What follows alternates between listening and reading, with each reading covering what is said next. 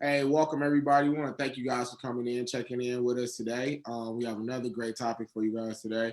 We're going to go ahead and introduce myself. I am Everett Stevenson, one of the hosts of the Counterpoise podcast, joined along with two of my other co-hosts. Hey guys, I'm Malik Foster. Oh, sorry, Sam. Go ahead. No, you're good. You're good. Hey, everybody. I'm Samantha Adams, I'm the third co-host. We want to start off before we get into our topic by saying Happy Juneteenth. For those of y'all that do not know, Juneteenth is a holiday that was typically celebrated by Black folks because it celebrated when slavery was officially over. Slavery was over for 2 years before the people in Galveston. Was it 2 years or 2 months? I think it was 2 years. Close to the end of the war, there was still 2 years left in the war. And then when all the slaves were emancipated, Galveston, Texas, the slave owners there, we wanted 2 more months of harvest. Navy came by, told everybody, hey, y'all free. So that was on June 19th, 1865. Slavery was ended in 1863.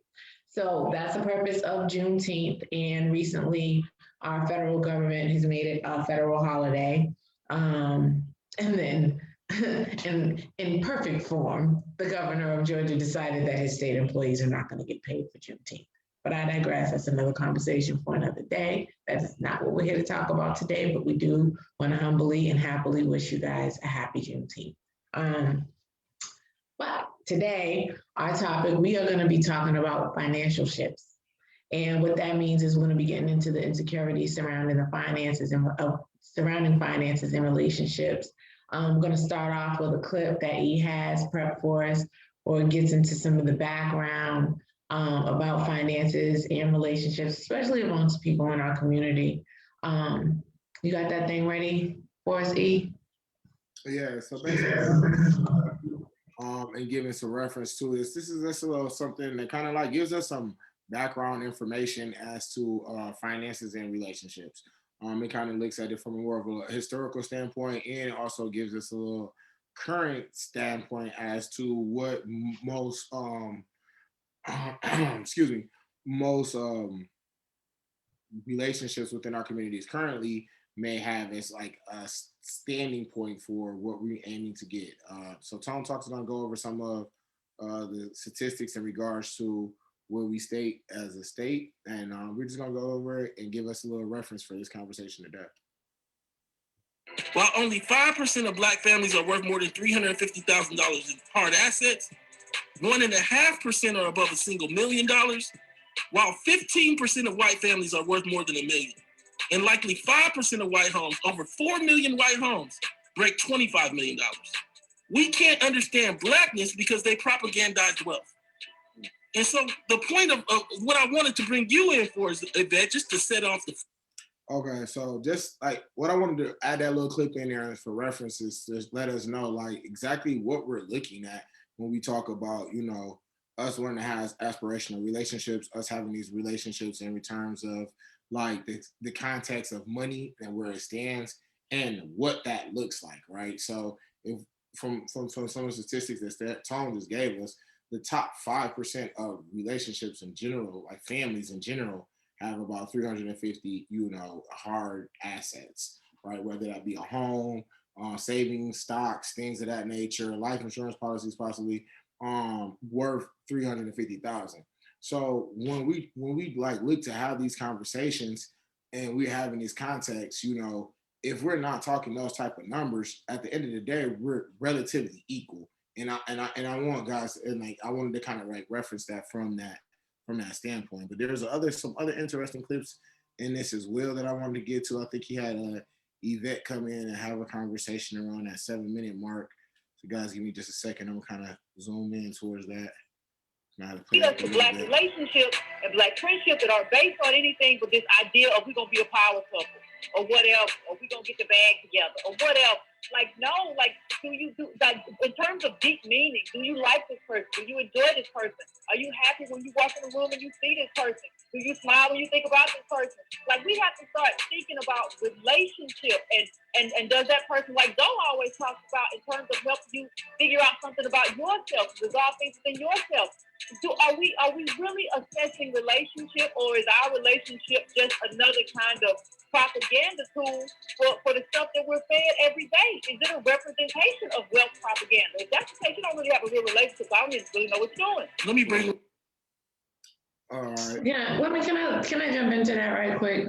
Please. I don't really agree with what she said. The reason why I don't agree is because, you know, the point that she made was really linear. Like, oh, just because people are power couples because they're two people that make a lot of money and they get money together and that's the end of it. But I don't think that that's the case. Like, you know, people have to like one another to feel as though that they want to go ahead and move forward in a relationship. Generally speaking, you know what I'm saying? They have to like one another. They have to love. Well, they don't have to love one another. Sometimes they can learn to love one another. But typically, when you're talking about power couples, they don't jump into those relationships to be power couples. Most people don't. Most people jump into relationships because they want to be in a relationship with that person. It's just the fact that you have two people that are getting money and they're equally yoked. You know what I mean? I think that it's completely possible to do both.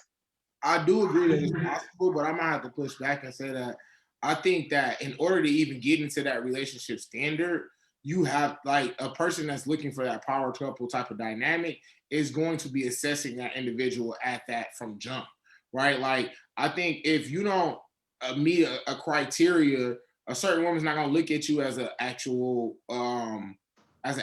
person that they may consider dating.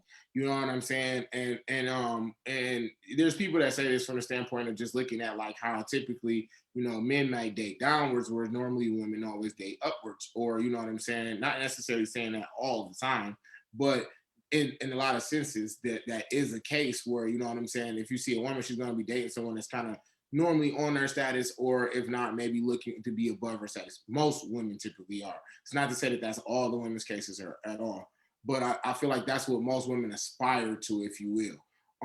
Versus a guy might be okay with just dating a woman. I think like the aspect of like that power couple dynamic, when you have two people that want that, they're definitely looking at that other partner to see, like, are they matching my hustle?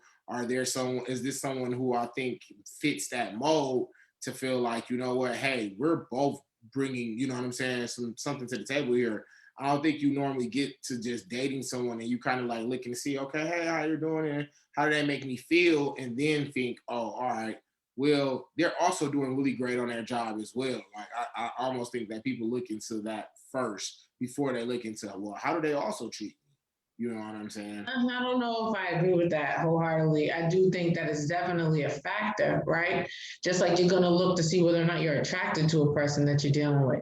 Like, you're going to see whether or not you're attracted to them. You're going to see whether or not you like their personality. You're going to see whether or not they can, if they need to come live with you because they don't have nowhere else to go, or if they'll be able to support you and support, you know, themselves. You know what I'm saying? And I think that typically, to some extent, goes both ways, you know, but when you're talking about, you kind of touched on it when you're talking about women tend to date up as it relates to their financial, you know, situation. And I think that typically has a lot to do with roles, right? Male and female roles. When you talk about men, right? Men are typically, their role, quote unquote, is to provide, right? And to offer some sort of security. And that security doesn't necessarily just have to come from being physical. It also includes financial. And so when you're talking about that, that's something that women seek out. They seek to feel as though that they can be secure in secure in that relationship financially, and also too that he can provide, right? It's when you start getting into whether or not a woman can provide for herself,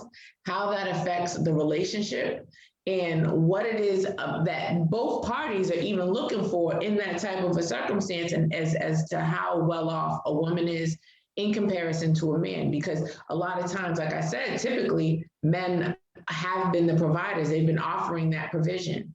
And so, you have some men that don't care if their woman makes more money than them. You have some men that absolutely care, and some that will never experience it for the simple fact that they've never been in that situation where their woman made more money than them. You know what I mean? So I think that it's not like just a one track minded thing. I think that when you look at that, you look at the whole package. Like you hear women when they say they meet a man, it's like, oh, he's cute, but his sneakers look ran down. You know what I'm saying? It's like you're looking at the whole package. So she might not necessarily want to deal with him because the way he looks like he takes care of his shoes, or he looks like he's got dirty hands and his fingernails all messed up. Like how you groom yourself and take care of yourself, and vice versa, right? Because if a man sees a woman walking down the street, this may seem shallow, right? But it is what it is. If a man sees a woman walking down the street, he can be like, she's pretty, but she doesn't look like she takes care of herself. And some men will continue to go ahead and press forward for that. And some men will be like, nah, I'm good. You know what I mean? Because of the long-term effects of what you're getting yourself into when you're entering a situation with somebody that looks like they don't take care of themselves, isn't willing to offer provision, doesn't offer any sort of security or support. And when I say support, that definitely goes both ways, because one of the biggest issues men have with women is the lack of support that they offer. So yeah, I think my opinion is that with the power couple situation, I think it's more so when two people are making a certain amount of money and have a certain amount of fame or notoriety, they can relate to each other. But when you're talking about, people who aren't famous and making over six figures and stuff like that, that's where the situation kind of changes. And I think that's the dynamics that people don't understand. Like, for me, I feel like most men haven't changed over the past, let's say, well, we're talking about Black people, right? So how Black families in the 60s were together and stuff like that. But like today, it's like different. Black women have more freedom, they have more opportunities, they're more educated. And I think they've really disconnected from Black men. It's not totally their fault, but some of it is self-inflicted. I think they disconnected from Black men because they feel like, okay, like what good are Black men? Like they've been promoted that through the media and other ways, right? Everybody's promoting Black men are bad, they're no good. So that subconsciously goes to their brain as well as like, the war on drugs, tearing families apart, stuff like that. Because Black men used to be married more than everybody. Like I was on, what is this, blackdemographics.com, right? Stats for Black people, and Black men were married more than white men, right? Black families were together and we were more of a unit than even white families. And that's when we started to really see the wealth building. So, everybody's having an issue with the wealth. And I think that's where it starts. The Black families have to be the backbone of Black people getting themselves together as a community and being a prosperous community. There's other things as far as reparations that play a role, but the things that we can do as a community on our end is Black families and Black business. And I think those are crucial to improving the state of Black America here in the United States and all over the world. Get your Black families together. The single baby mama pandemic, that's what it seems like to me. It's not really a pandemic, but that's what it seems like in the community. It's like a disease. It's permeating throughout the community, and we have to kind of limit that. And the media is promoting that, and other women are promoting that it's okay for us to accept, these things that men don't want to accept. Like they're trying to change the way men think. And I don't think you necessarily need to change the way men think, especially when it comes to relationships. Like we think how we think. I gotta push back on some of the things that you said, Malik. Go ahead. That's what it's women for. Evolving, like, okay. when you're talking about women evolving, and I know you're speaking specifically about Black women, but women evolving, Black women evolving goes to women in general evolving, right? Right. Because you have to remember, we're not in a space where we're going to just sit back and just be treated like a dowry or treated like property or treated like we're lesser people. Just like we weren't as Black people going to sit back and do that, right? So as women, especially Black women, continue to evolve, the issue that surrounds that is similar to that of just Black people in general evolving, right? You need society to understand that this growth is taking place.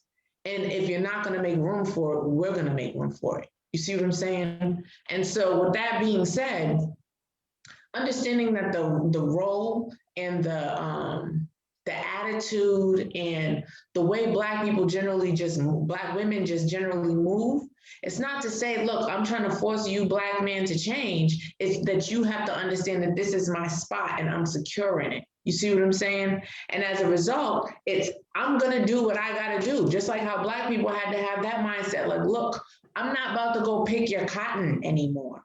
Like once we were told we were free, I'm not doing that anymore.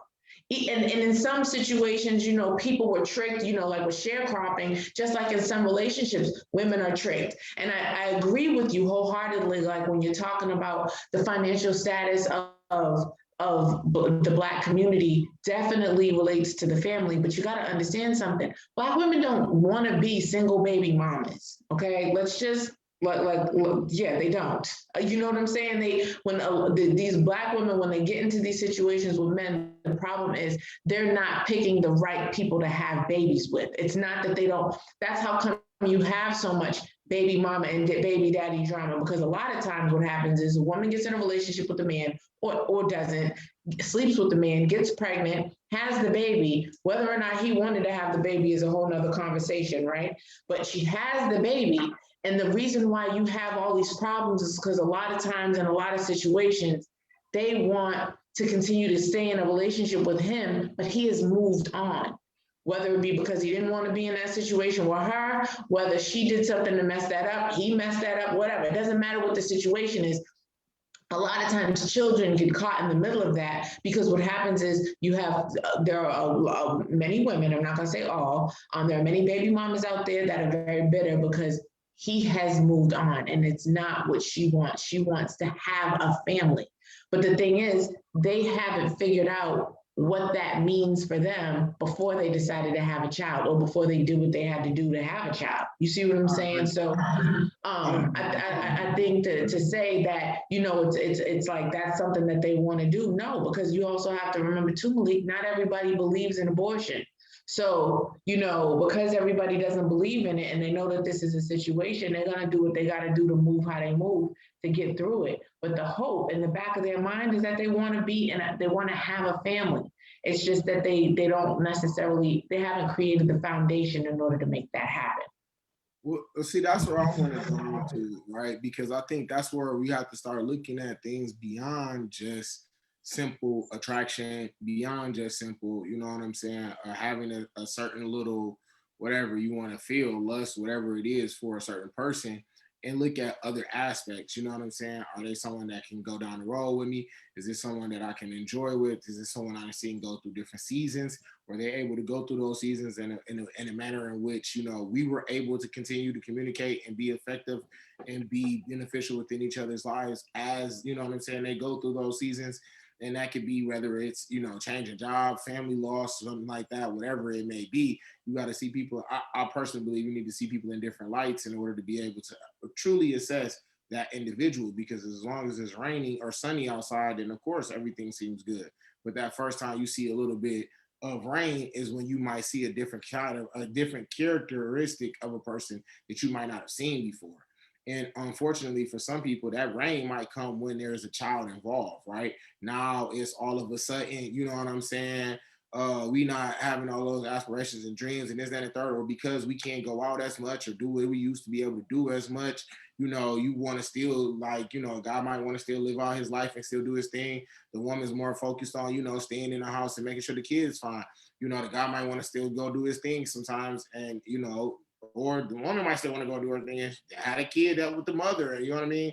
Like, it's a different generation in that regards too. And so the dad might be the one working and feeling like, dang, my child ain't never with the mama. I'm working and doing this, that, and the third, and whatever the case may be. So I definitely feel like, that's something that we definitely have to take a look at, because I do disagree with what Malik was saying in the sense that even though women have more access to working and things, I don't necessarily think that they choose to want to be single mothers. I think it comes to be like the reason that our situations are like this sometimes, a lot of the fact of the matter is because so many people do have more options and access. Like when we talked about in the past, like traditionally, like when things were more segregated in a sense, like we had so much because that's what we had. We had to rely on each other. So you had to go to support a Black business. You had to support, you know what I'm saying? You had to, marry within your community. You had to do these things in order to survive, in order to progress, because we already know 2 incomes is better than just 1 typically. You know what I'm saying? So you were able. But what you're saying is going to my point. Like when they had to do it, Black women and Black men did it. But now that like women have more options and choices, we see the results of that, right? I don't think that the results we can learn from that. I'm not done. So I do agree. Yeah, I just wanted to say that point. You're right. We had more choices that was within the community when we had that. I do agree with that. But what I also wanted to add to that as well was the fact that because we do have more choices, I think we see so many people making decisions, as you said earlier, that aren't necessarily beneficial. Because in the past, you may have had situations where you had, again, like I said, the whole family involved with, the courting process and who you're dealing with and dating. That man come in, he meets your father, ask, ask for your hand in marriage, possibly ask for his blessings for her hand in marriage and things of that nature. People know who they were getting married to and things of that nature, and then it was like a real family involvement with it. But nowadays you got people that go off and get eloped. You have people that kind of like, that just do things just on their own, and you have some people that's not even prescribing to marriage. You know what I'm saying? Because of the current state of things, which I could understand. And I also think that actually is one of the reasons why we have so many single mothers is because we're probably seeing how some of the things are showing up in the currently, you know what I'm saying, with the way that things are showing up lately, right? Like, and what I mean by that is if you look at how, like, who was it? We said that it had a little victory. You look at man, what's my man name? What's my man name? Kevin Federline. You look at the Kevin Federlines in his world, right? Him and Britney Spears was married. I know this is not a Black couple, but again, this is, you know what I'm saying, a lady, a woman who married somebody who maybe be a little more lower, you know what I mean, not on the same financially didn't make the same move, right? That's her. She was a celebrity. He was a dancer. Obviously, they got married, had children. You know what I'm saying? Boom. You don't hear from Dog no more, as you should. He's doing whatever the hell he need to be doing, staying out the limelight, getting his check, making sure his kid's cool. You don't hear no beef, none of that. You know what I'm saying? Like, but that's like a new, like that was like almost phenomenon, right? Like, you know what I'm saying? Like, whoa, yeah, very rare. Something off of a woman that he married that's, you know what I'm saying, a little more financial. But we're so used to hearing it the other way around, even till nowadays when you look at like the Gates and the, you know what I'm saying, and the Bezos, it's like, so even if you were to say like finances is the answer, you can't, because we're looking at some of the guys who have the most money in the world still going through these same situations as somebody who may be making 40, 30, 50, 60,000 and they arguing and beefing up with their wife and they don't even have, you know what I'm saying, a fraction of what some of these other people have, and they're still having, you know what I'm saying, marital issues. So I think it becomes more than just financing so much, and it becomes more of like, are we really compatible? Because even when I think you get to, some people get to it, there was a clip earlier too with Kim Kardashian talking about it, and she was like, oh, I got all of the big things, but I feel like I don't have the small things. The small things, yeah. You know what I'm saying? My husband lives in other states and this, that, and third, but I can tell you I have every bag, I got every da-da-da-da-da. You know, and there's so many people that be aspiring for, pushing their man that, you know what I'm saying, that they can have happiness with, to get them this bag, that, you know what I'm saying, that, and third. And it's like, you know what I'm saying, somebody's telling you, listen, I have all of those things. I have maids help, clean up the house, I have all of these things, but I still want the small little detail parts of it. And I think that's the part where we all have to look at it and say, listen, nothing's perfect. It doesn't matter what you want, because if you want the super fast things, you're gonna have to give up time.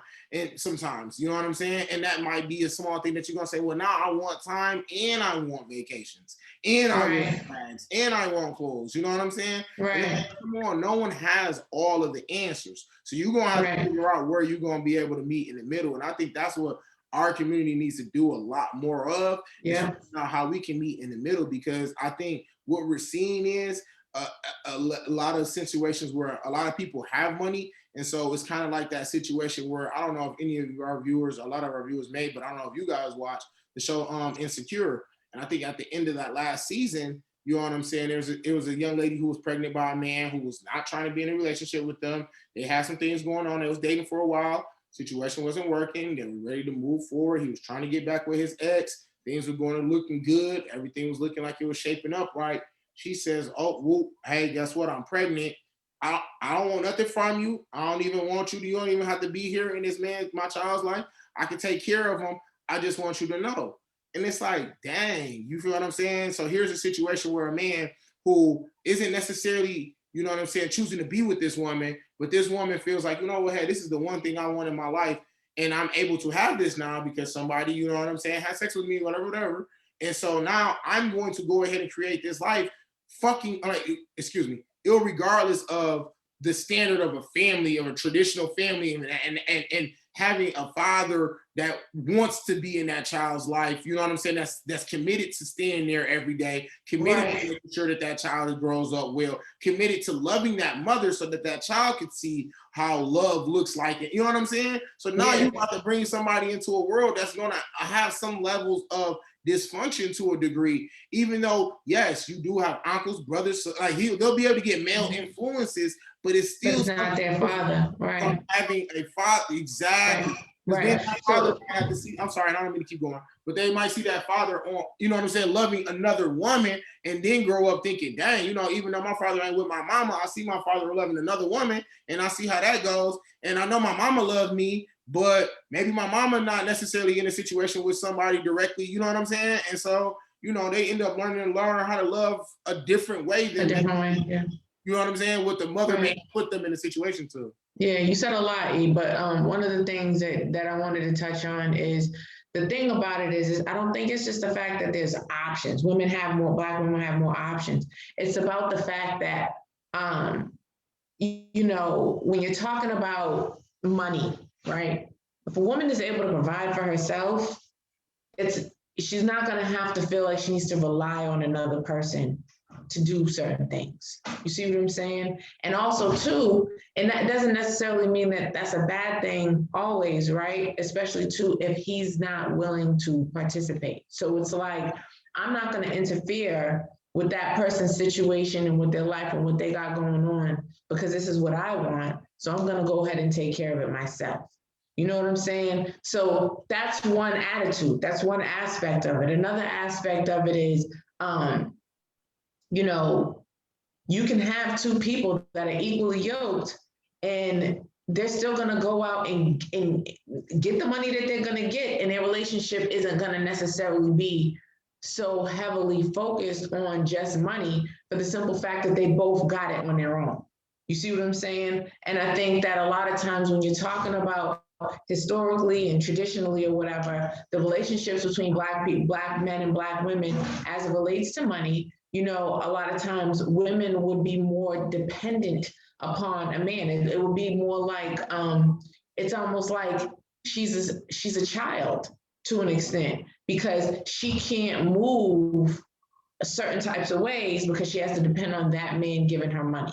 You see what I'm saying? Which can become an issue, right? Because if you have some men that are like, all right, babe, I got you, here you go. But then you got some men that like really just try to control women with money, which is a whole nother thing. It's low-key abusive, you know what I'm saying? Especially too, when it's a woman that's not trying to abuse that man's provision, if that makes any sense. You know what I'm saying? Like, oh, he got it, I'm gonna just go spend it, versus, you know, hey, I'm just trying to do X, Y, and Z, and there's nothing wrong with what she's trying to do. But he's like, I don't want you to do that, so I'm not gonna give you the money to do it. But Sam, don't you think our current American culture and society is actually pushing that kind of behavior to women. Like, oh, No.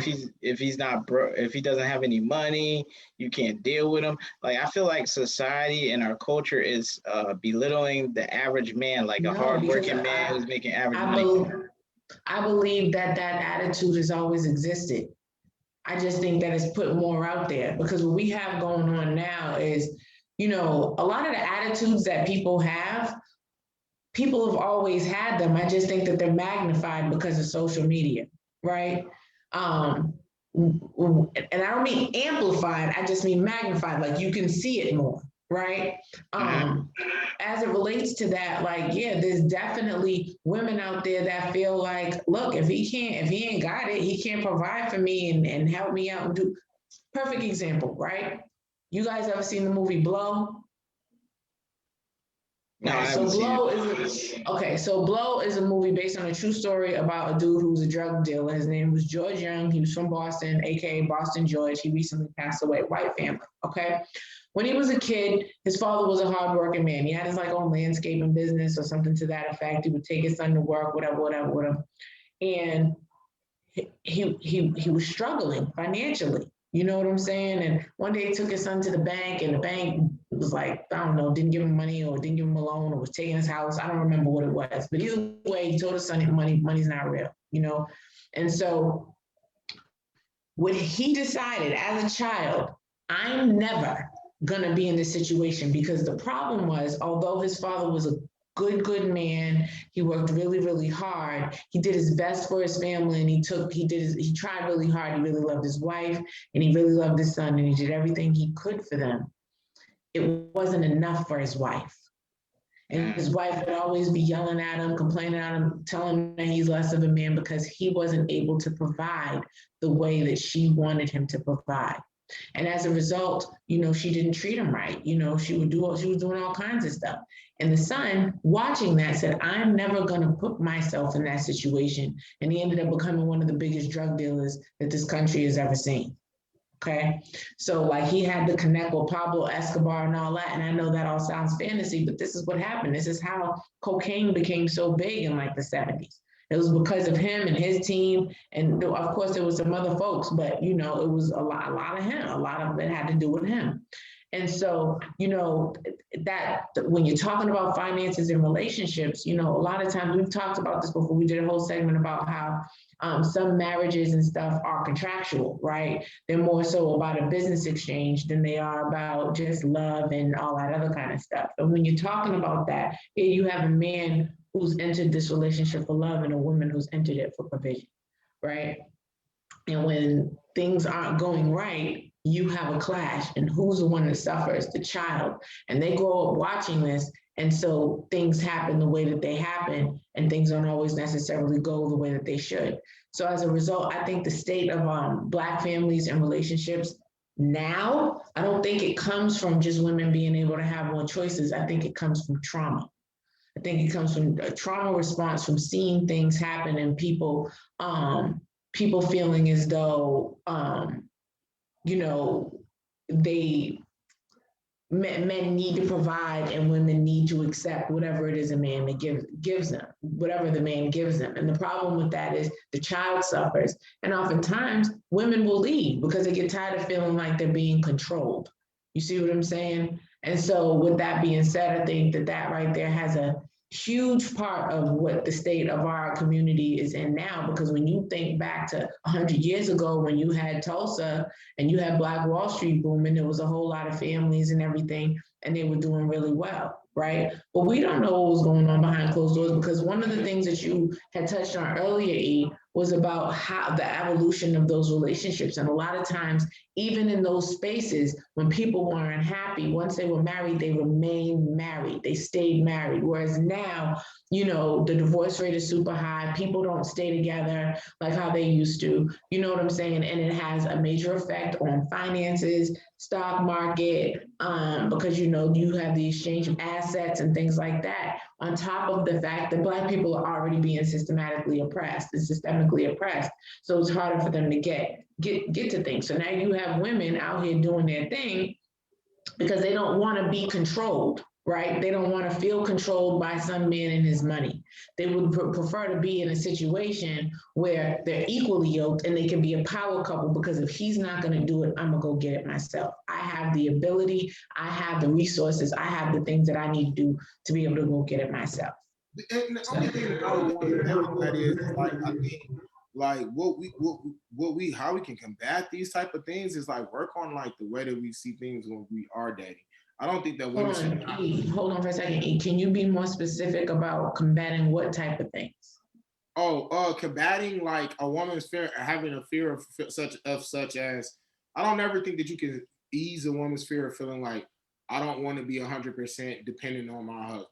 I don't ever think you can ease that fear, even if you gave them money. Like, you know what I'm saying? Like, you feel me? I still feel like they're gonna always have this mindset of like, I don't. Some women do. Some women want that. Some women just, I truly firmly believe in my heart of hearts, if you gave her money, I just believe they will find something to do. They just not gonna just sit at the house and just chill. Like, they will find something. Like, well, let's not say sit at the house. There's some women that'll be like, I'll find a way to be a stay-at-home wife. I'll find a way, but like, it don't even matter. They're going to find a business to do. They just gotta do something. You're talking about ambitious. Well, let me rephrase what I'm about to say. There's some women that cannot do that. They don't have it in them. They're too ambitious. Which is spirit. There's also a lot of women out there that would prefer that. That's the life that they choose, and that's what they prefer. You know what I'm saying? I mean, there's nothing wrong with it. There's some women that will prefer to work. They would prefer to do some things outside of the house that they feel like, you know what I'm saying? So I also think, you have to know your personnel. It's like one of the things that coaches would always say, know your personnel. Know, you know what I'm saying, who's on the field and what, you know what I'm saying, what we're looking at. So if you know, or as they say in banking, know your client, you know what I'm saying, know your customer rather. When you're dealing with a person, you got to know that personality, that person and that personality type, for one. I think a lot of people need to look at that and knowing who this person is that you're dealing with and their personality type. When it comes to like the controlling aspect of things, I think there's things along the way that you can kind of see that'll show you that a person might be controlling, such as like if they try to have control over, the people you talk to and, you know what I'm saying, the time you spend with those individuals. You know what I'm saying? Like, if they try to control, where you spend your time and where you can go, you know what I'm saying? Things of that nature, how you dress and what you wear, all of those type of things. Like, you can make a suggestion as a gentleman, you know what I'm saying? But you can never, like, I feel like my heart is a heart, like, I'll never be able to tell a woman how to be a woman. You know what I'm saying? So you will never hear me say nothing. At best, you will hear me say, I like when a woman wears this. I like how that looks on a woman. That's the only suggestion I can ever give anybody I'm dating. And if they take it, they take it. If they don't, they don't. Like, whatever. They got something about them that made me like them anyhow. So I don't need them to do something that maybe I might like on somebody else. I just might make the suggestion because I might want to see them. And fortunately, being in the position I'm in, I'm able to be able to say, okay, if it's something I like, I'll just, maybe make that suggestion or do it. Because it's like, okay, cool. You don't want to make no suggestion to somebody and not come with some type of solution, right? As a man, right? Or no type of plan towards it, right? Because now you just mad or complaining, and no one likes that, right? So I think that's one of the things that I think that we could do to like have in these relationships, so that people don't necessarily find themselves in those type of situations where you dating a man, you already been fooled around and married this man. And I think a lot of those elements go into looking at certain aspects, because I've been watching a lot of shows and it's been showing like people who seem to look like they want the most out of situations. And what I mean by the most is you want somebody to come in and maybe provide you with, say, housing, food, things of that nature, like take care of all, bills and things. You have to understand, I feel like, to a level that that's going to come with something. Like, that person is going to feel that they have the ability to say certain things or do certain things without it being questioned or checked. Or, you know what I'm saying? And I think that's where I feel like people have to kind of like be able to understand what you're signing yourself up for in certain situations, and not think that somebody's just supposed to be, you know what I'm saying, just this Prince Charming, if you will. Like, they just gonna do everything I want, accept me for who I am, and allow me to do whatever I want to do, and they just gonna, you know what I'm saying, and everything is everything. I'm sure there are some people like that, like some really old men or something like that. That is like cool with that. But like, I feel like when you talk about, you know, building a relationship, though, you're dealing with another human just like you. And if we're both out here working hard every day to make something happen, then at the end of the day, we both want to make sure that neither one of us are getting screwed in this situation. You not going to be committing your life and your, you know, youth and your, you know what I'm saying, your time and everything like that to a situation in which you feel like you don't get anything from. And the man is not giving his resources and his time to somebody who's going to continuously take that after they get done breaking up and continuously use that against them. I think that's what both people are looking for in today's modern society. And it's like where we have to kind of come in that middle, because it's like, you know, all right, if that's what we all on, let's find out what works for us as a couple. Because I think if we're looking at what works for our grandparents, or we're looking at what works for maybe even our friends over there, it might not be what me and you need in order for us to have our thing going. So I think people need to be able to be comfortable enough to be define their own relationships and define what that needs, what those needs are for themselves. And if those needs change over time, they need to be able to communicate those things effectively to their partners so that you guys can see, okay, hey, is this still what we both agreed to be upon? Or are we willing to, like, you know what I'm saying? Do we need to give or take some? Well, I was just thinking as y'all guys are making your points, like are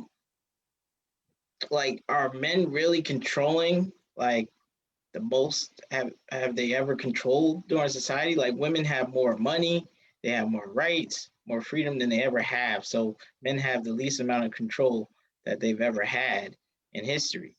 So it's like, but yet women are But I think the problem is the their fact. displeasure even more so in history. You know, that's the point I'm trying to make. I'm like, is there a correlation between the two? Like, do women really want men to have more control? Are they happier in that state, or are they happier with more independence, more freedom that they currently have? Although another factor to this is the rising prices and the rising cost of living. So it makes sense for both a man and a woman to be working and contributing. So men, you know, from a financial aspect, what we're talking about, really can't control as much as they used to, unless you're making a certain amount of money. Like if you're not in the top 10%, making six figures or more, or you know around there or more, you can't really dictate too much because women are making a lot of money nowadays. So they, you know, that kind of eliminates like the financial aspect. Even though Mary Kay was very advantageous for a lot of women and stuff like that too. Like it ain't like they just around just doing little Mary Kay and makeup selling things with their friends. Right, they getting money too. A lot of women are getting money. Guys, let the estrogen in the room, okay? And the reason why I say that is because let me ask you something. As a man, if the roles were reversed, would you want somebody controlling you? No. I mean, the other day. Hold on. Like, I mean, let's just keep it a buck. Do you want somebody controlling you? No, you don't want anybody controlling you because you are a whole individual. You see what I'm saying? And so it's not about men having less control. You're not supposed to be able to control other people. I think that right there is where the problem starts, right? You're not supposed to be out here trying to control other people. God bless you with your life, so you get to control you. That's the only life that you're supposed to be controlling. Even when you have kids, you know, you're supposed to guide them. You know, trying to control people is the problem. That's the bottom line. When you go from slavery, you talking about government, you talking about, you know, race relations, you talking about male, female, gender equality, anything where you have equality, anywhere where there's an inequality, control is at the root of it.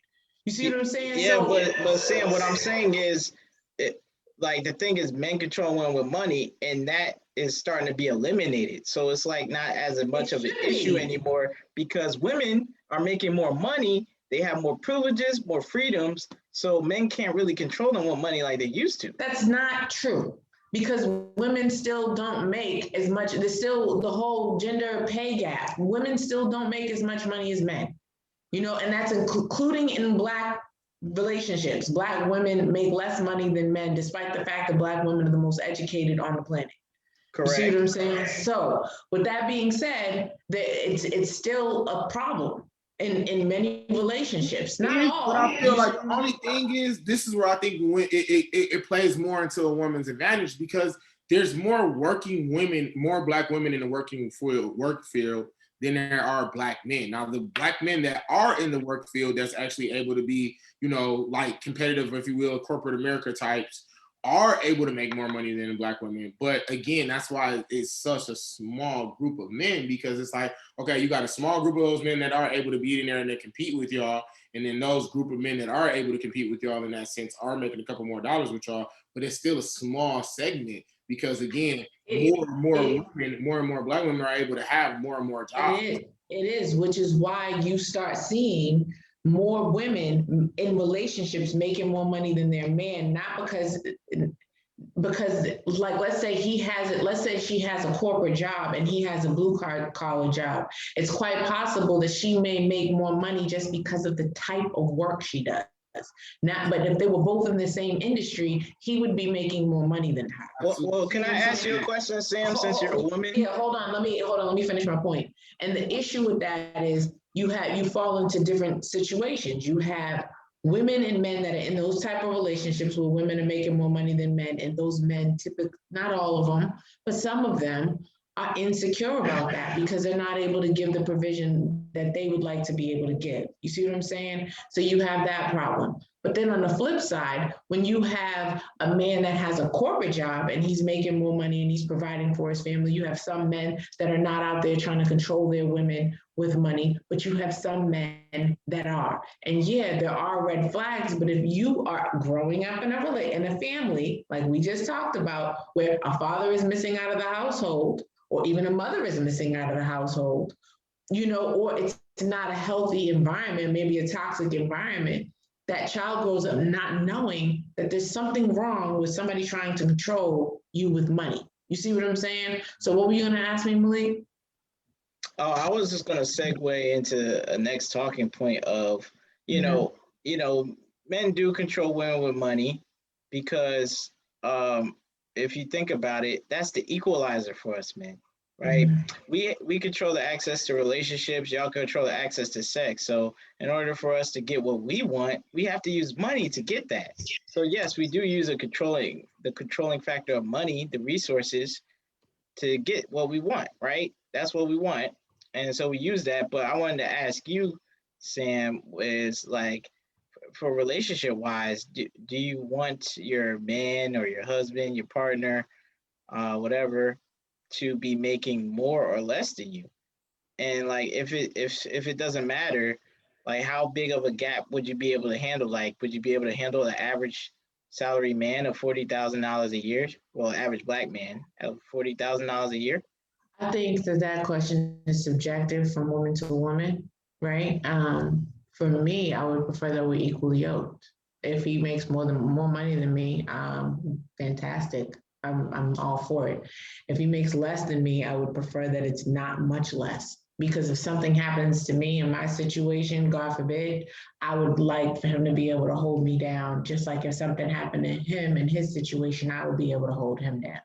So, I don't want it to be in a situation where I'm with somebody and they're making so much less that if God forbid something happens in my financial situation that they can't hold it together, we got a problem. You see what I'm saying? We got to be able to hold it down for each other. I think that's one of the important parts about being equally yoked financially in a relationship.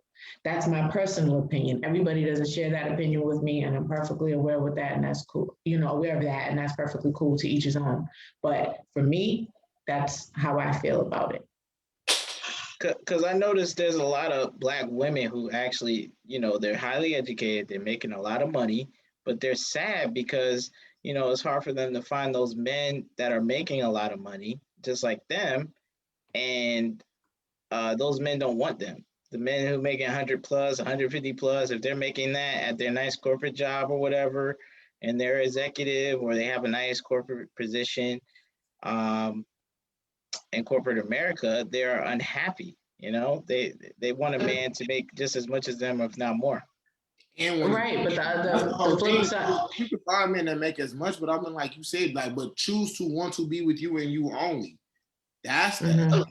You know what I'm saying? Because Well, I mean, that's another aspect of it, E. But to say, you know, to respond to something that he just said, you know, the other part about it is the threat, right? There are many men that feel threatened by women that make money, that make more money than them, you know, when I say, you know, some men don't like it, like they really have a malfunction.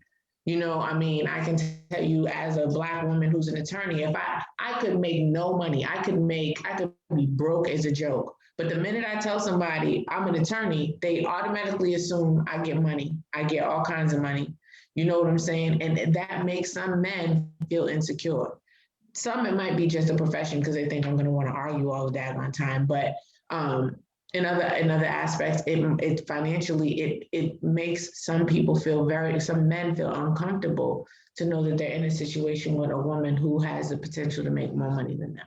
And that's just a fact. I've been in a relationship with someone I made more money than, and we had problems.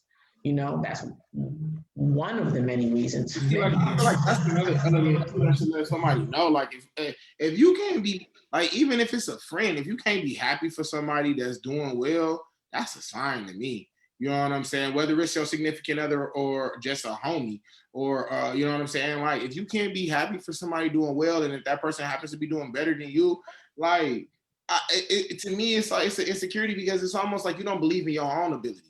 You're upset because somebody else is living at a level that, you know what I'm saying, you maybe think you can't get to, or whatever the case may be, or they shouldn't be deserving of.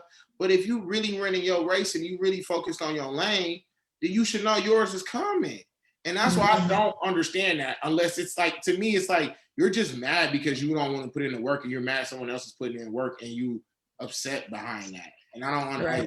it's weird behavior to me, but like, Right. Yeah, I think that is very weird. I think another side of it is when women actually devalue a man and don't treat him with the same respect as a man I who's was making about to more say the money same than her. thing. So that's another Mhm. issue. Like a man might feel insecure. It's like, man, if I was making more money than this, she would do what I want and do what I say and obey what, like, you know, be under my household, under my command. Mhm. Because at the end of the day, men do want a woman who's submissive and cooperative. Most men will say, yeah, I want a submissive or cooperative woman. Nobody wants a aggressive, dominant woman who's uncooperative. Most men are not going to say that. Maybe some, but 9 out of 10 times they're not going to say, yeah, I want her uncooperative. I want her not submissive. I want her not listening to me when I say stuff. Most men aren't going to say that. So that's where the money really comes into play, is those qualities that we like in a woman. They usually display them when, you know, we're making more money than them, and they're able to Right. really count on us for support, especially financially. So that's why a lot of men do feel devalued.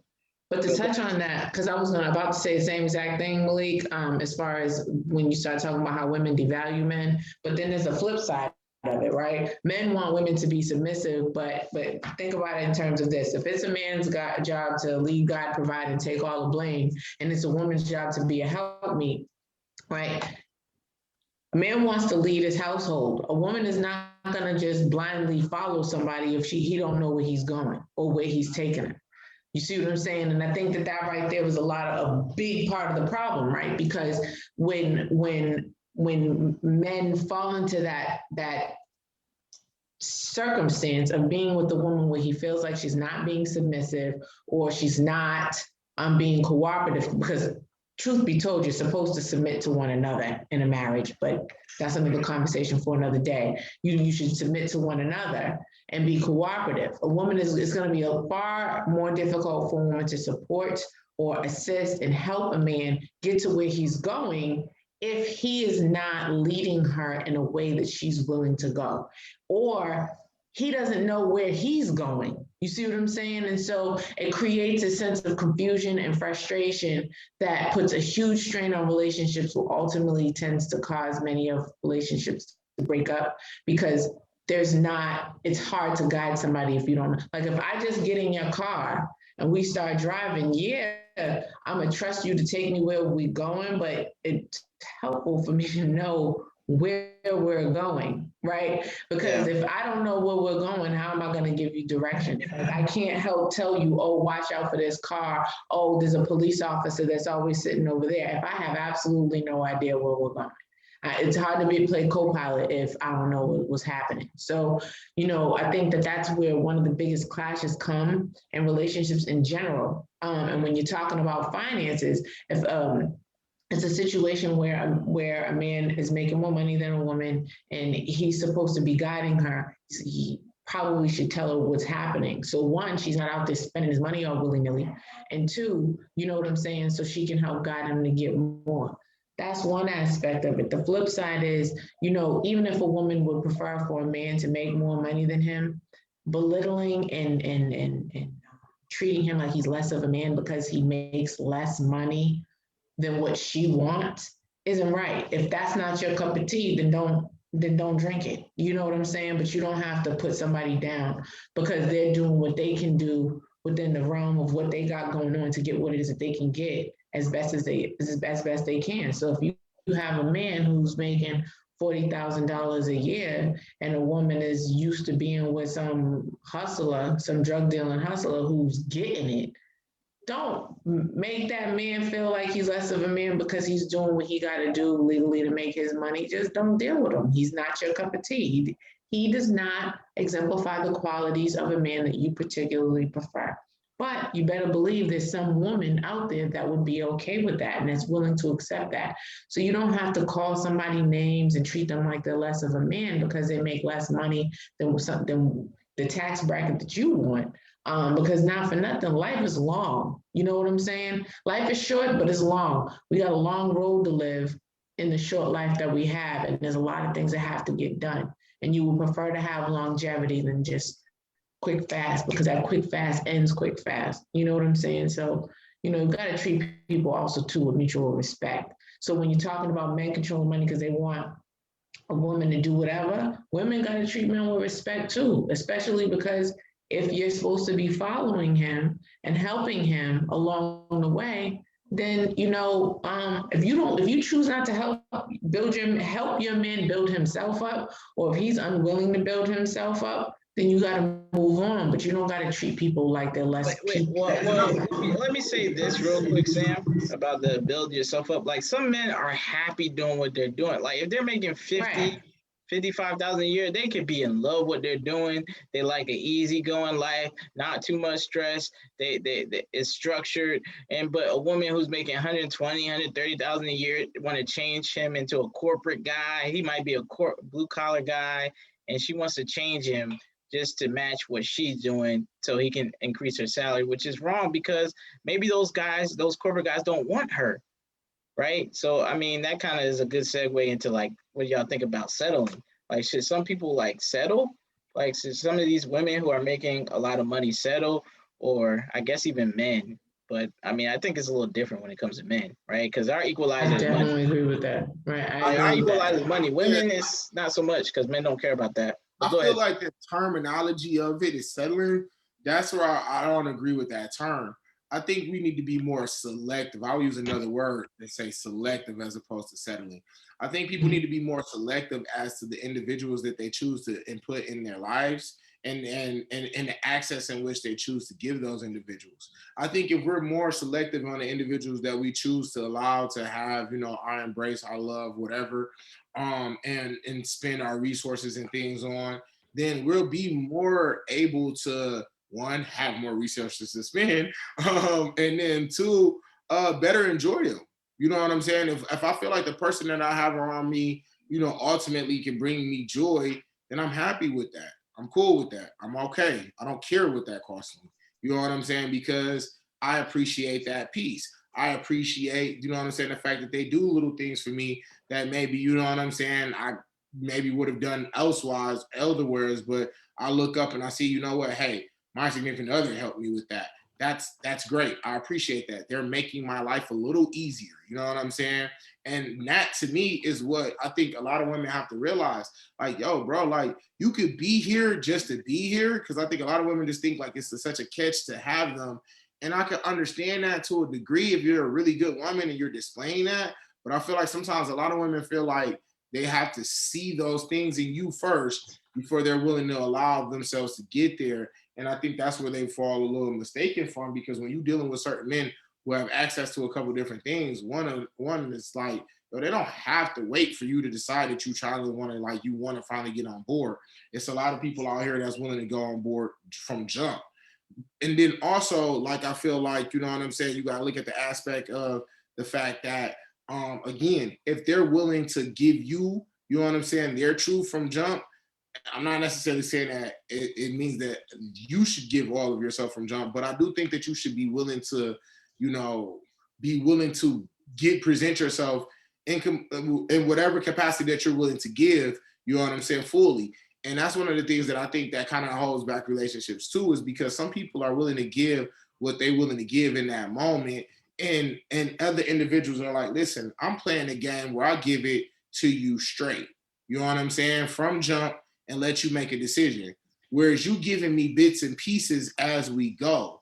And I don't know if it's because you claim, like, you know what I'm saying, you want to try to reserve certain information for certain times, but I think that you can really put yourself in a detriment when you do that, because you're now not giving that man the opportunity to get to know all of you from jump. So they're getting bits and pieces of you as things go. They're not going to really get to know you. And that goes the same for dudes. If you kind of giving women some of your information, you kind of sort of talking to your baby mama, or you kind of sort of got kids, not kind of sort of, but you don't tell them those type of things from jump, you're not giving them the access to make a full decision on if they want to deal with you for whatever you got going on and not. And I think that's the stuff that we need to really cut. Like, give it to people straight and let them deal with whatever it is. But I think a lot of people want to lie to people so that they can have what they want to have with that individual, instead of being straight up and honest with them.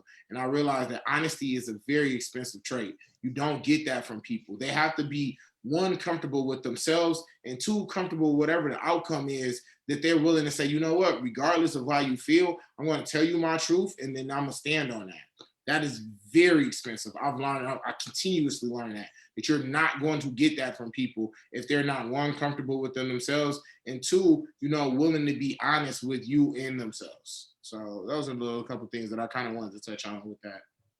On settling, I don't think it should be settling in particular. I think it's more so about being selective and finding people that, like I said, fits within your programming. I think being selective is exactly it, not settling, because to each his own. But I do think that, you know, when people commit, like, honesty is absolutely key, right? You have to be honest about money. You have to be honest about loyalty. You have to be honest about commitment, right? And you have to be honest about those things with yourself, because you can't be honest with somebody else if you're not honest with yourself about those things and what you're willing to accept and what you're not willing to accept. Although, you know, for some people, it may take them a little longer to get on board. That has to do with their own issues, their own trauma, their own trust issues, whatever. It doesn't necessarily mean that they're not willing to get on board. Sometimes it just takes people a little longer to come around. You got to ask yourself whether or not you're patient enough to wait, right? And if you're not, move on. If you are, then, you know, wait. You know what I mean?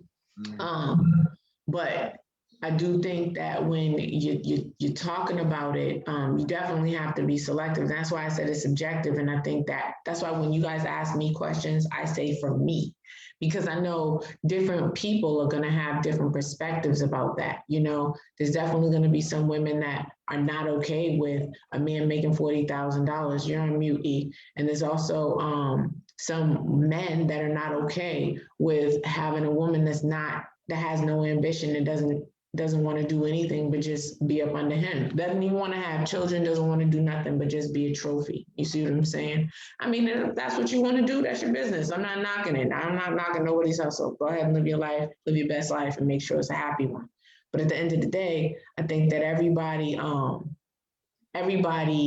has their own ideas about what they want, but they got to be very honest about what it is that they're going after when they're entering into relationships, and figure that stuff out early, because it's crazy when you get years down the line and you find out that that's not what you wanted, but that was what you signed up for when you signed up.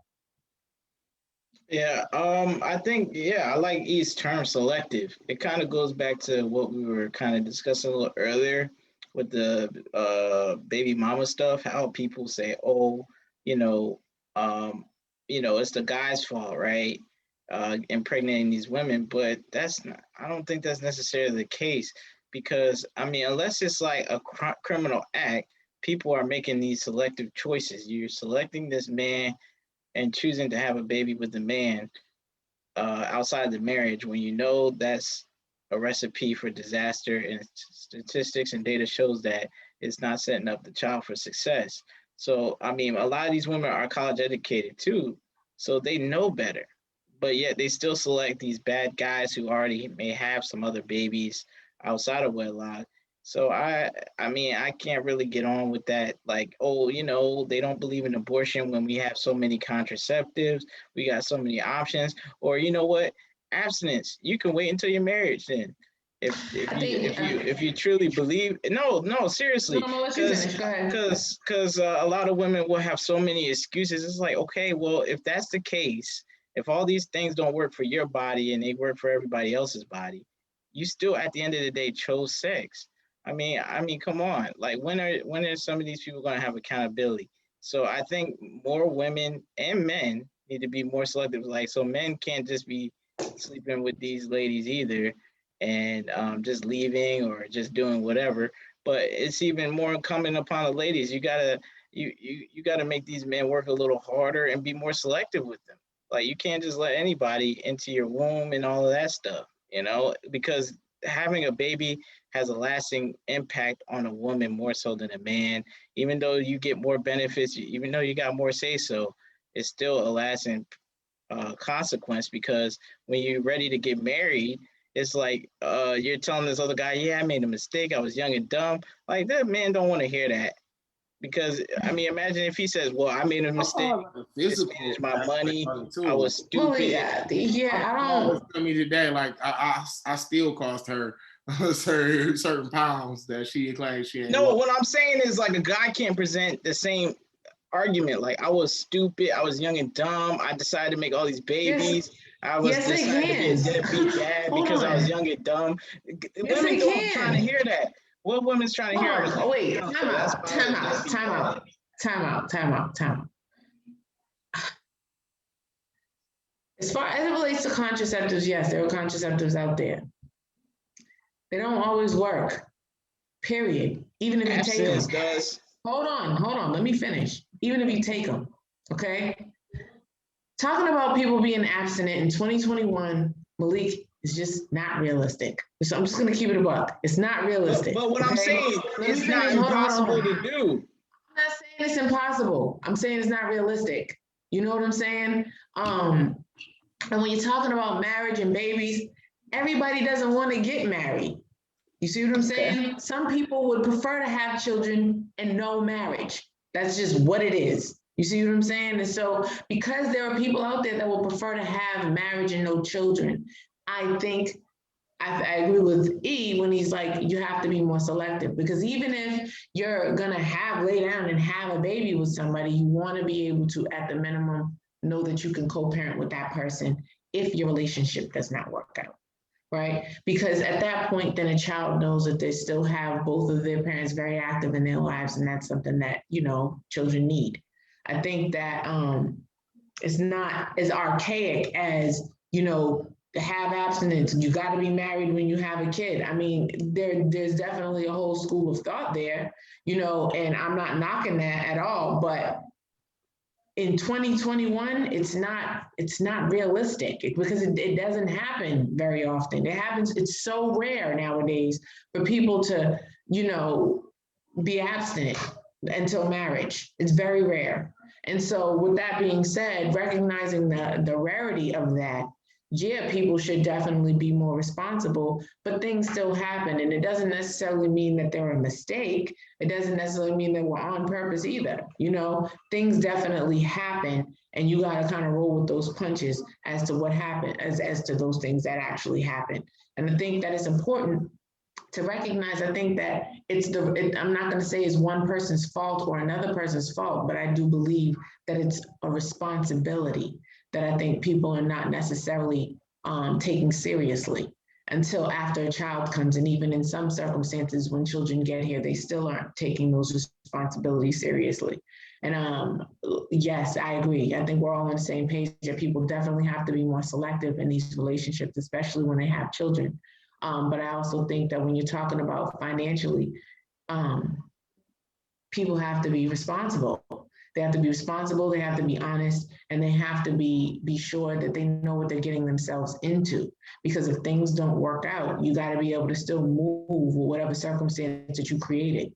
You know what I mean? You have to be able to navigate through your life, through the remainder of your life, with whatever choices that you made. And sitting around, woe is me about a regret isn't going to get anybody anywhere. You know what I mean? You got to just, nobody wants to hear about your tale of woes. You got to figure it out and make it happen. And the best thing to do is to try to make those decisions early on so that, God forbid, things don't go the way that you want them to, that you're still able to maneuver in whatever circumstance that you created.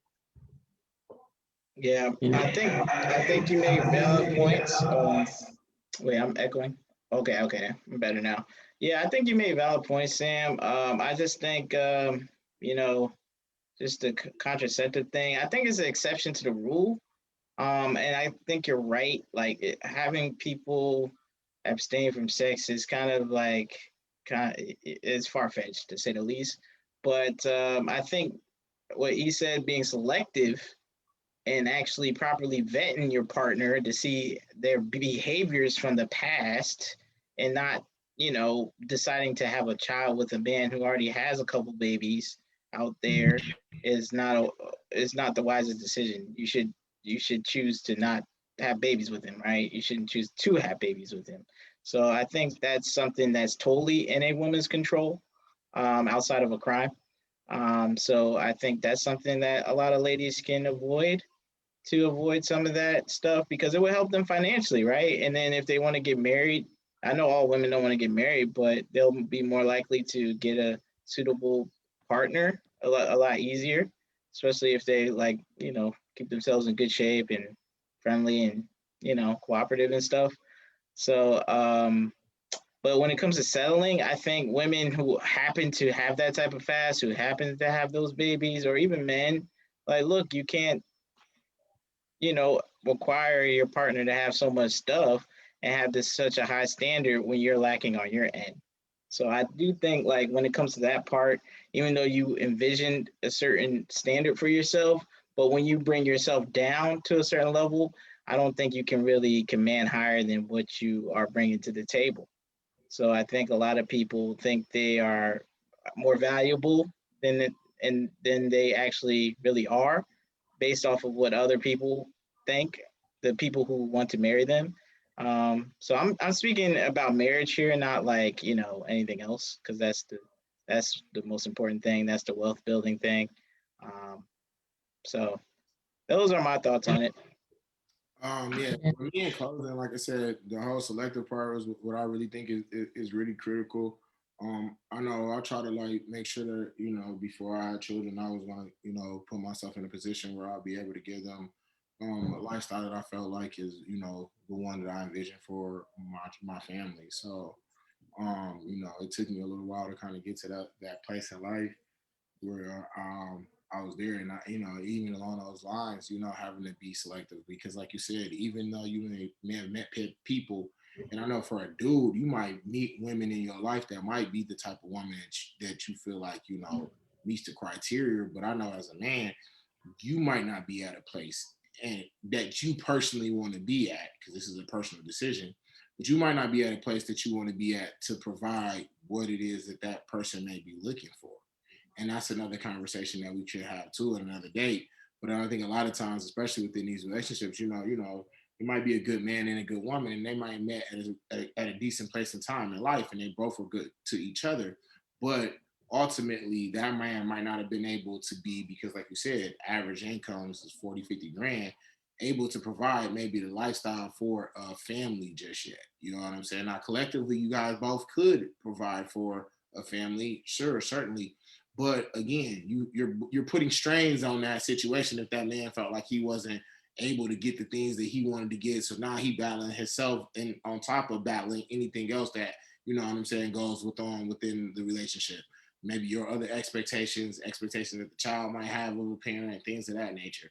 So I think it's also best that sometimes, when we're doing these vetting things, that you also ask a man where they're at in their own personal life to see if they feel as though they're in a place to be in a stable, committed relationship before, you know what I'm saying, you try to place those type of barriers on them.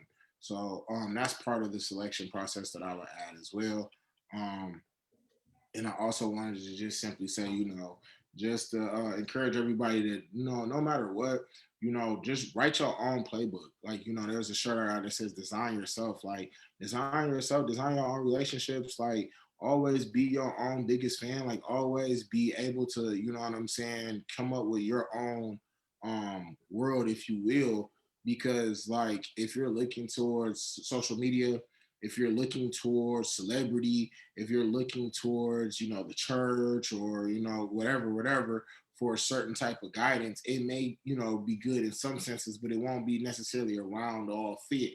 You know what I'm saying? So I think you also have to like challenge yourself and ask yourself what it is that you want, and then become that or create that. So that's just what I wanted to say real quick as some closing thoughts.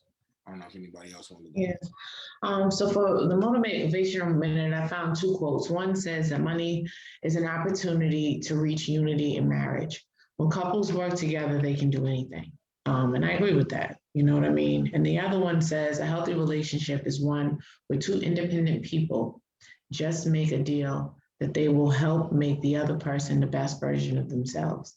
And I think that that's very, very true, no matter if you're talking about finances or any aspect of that relationship.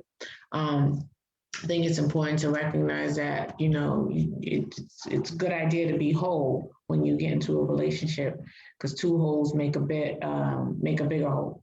And so, as opposed to just being half of a person, because I don't want to be nobody's half. I want to be somebody's whole, just like I want my person to be my whole. And when you're talking about money, the Bible says that the love of money is the root of all evil. A lot of people misquote that, but it's the love of money.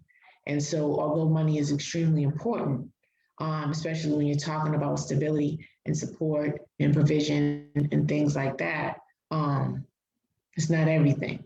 It's not everything. It's very important, but it's not everything. And understanding that who you choose to be with, who you choose to link yourself to or attach yourself to, you know, you got to be wise about when you do that, especially when you're talking about money, because money can end a lack of money can end a relationship. The stress of not having money can end a relationship.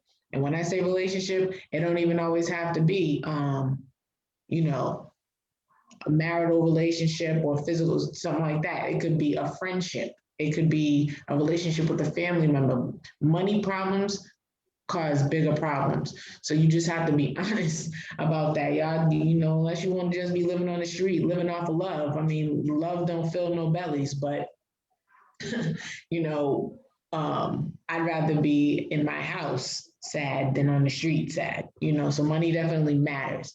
But at the same time, so does love, because, you know, love feeds your soul. And so I think it's important to just recognize that you just have to try to find a balance in anything and everything. And being equally yoked is really important when you're talking about a relationship.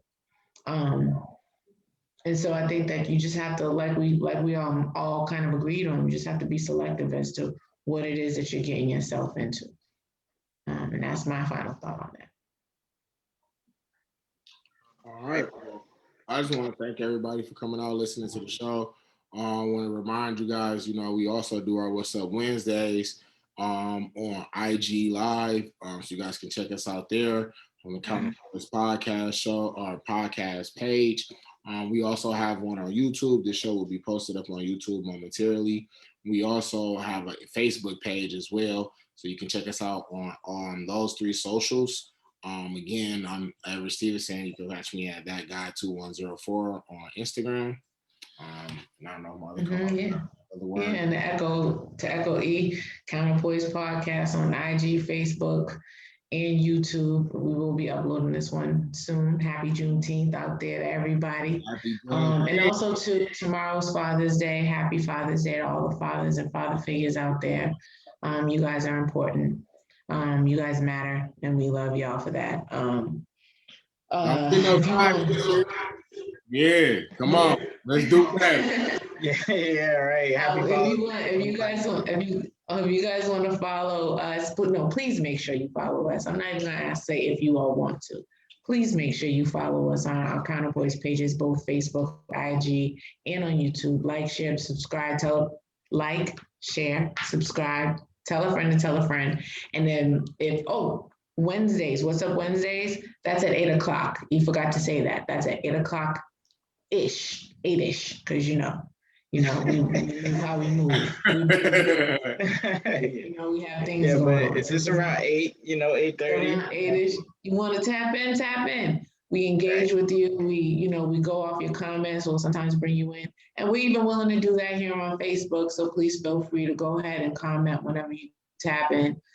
You might feel like you don't have anything to contribute, but I promise you probably do, because you never know how much your perspective can impact somebody else's train of thought.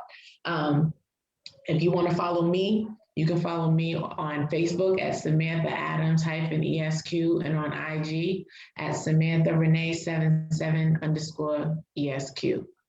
Malik? Yeah, I think my fellow co-host said everything that I would want to say. I'll just add my socials and tell the DJ to take us home here. So you can follow me at Malik M. Foster on Facebook, Instagram, Twitter, all that good stuff. Make sure you like and subscribe. And on the YouTube, drop a comment, what you think about the topic, what are your thoughts? Even on the Facebook too, if you catch a replay, comment what are your thoughts, because I'll take a look at that and we'll view it. So I appreciate everybody for viewing us, supporting us, everything that y'all do. So that's about it, guys. DJ, play that song. Hey. Happy Juneteenth. Hey. Tell me who roasted pig today? Who got the who got the steak on that? Who got the chitterlings going and the greens? I don't know what you're saying, but it sounds funny. Y'all bougie now. Who got the crab legs? Who got the lobster? Now we talking y'all language. Who got the crawfish boils? Yeah.